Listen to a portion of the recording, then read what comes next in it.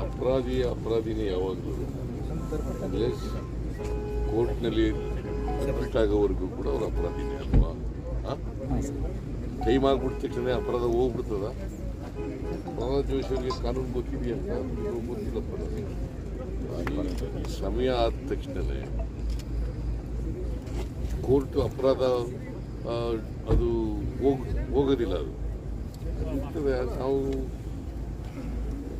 Home minister ಹಳೆ ಕೇಸ್ಗಳನ್ನೆಲ್ಲ ಚುತ್ತ ಮಾಡಿ ಅಂತ ಹೇಳಿದ್ದಾರೆ. ಅವ್ರು ಅದಕ್ಕೋಸ್ಕರ ಹಳೆ ಕೇಸ್ನಲ್ಲಿ ಯಾರ್ಯಾರು ಇದ್ರು ಅವ್ರನ್ನ ವಿಚಾರ ಮಾಡಿದ್ದಾರೆ. ಅವ್ರು ನೀಡ್ತಾರೆ, ಅಪರಾಧಿಗಳಿಗೆ ಬೆಂಬಲ ಕೊಡ್ತಾ ಇದ್ದಾರೆ, ಅವ್ರು ನೀಡ್ತಾರೆ. ಸರ್, ಈಗ ಕೋರ್ಟಿಂದ ಸಮನ್ಸ್ ಜಾರಿ ಆಗ್ತಾ ಇರ್ತಾವೆ ಸರ್. ಈ 3 ಸಮನ್ಸ್ ಆದ ನಂತರ ಅವ್ರನ್ನ ಕೋರ್ಟ್ಗೆ ಪ್ರೊಡ್ಯೂಸ್ ಮಾಡಬೇಕಾಗಿದೆ ಸರ್. ಮತ್ತೆ ಈ ಕೇಸಲ್ಲಿ ಯಾಕೆ ಸರ್ 30 ವರ್ಷ ಅನ್ನೋಂಥ ಪ್ರಶ್ನೆ ಇದೆ. ಇಲ್ಲ, ನನಗೆ ಯಾಕೆ ಅಂತ ಗೊತ್ತಿಲ್ಲ. ವಿಚಾರ ಮಾಡಬೇಕು.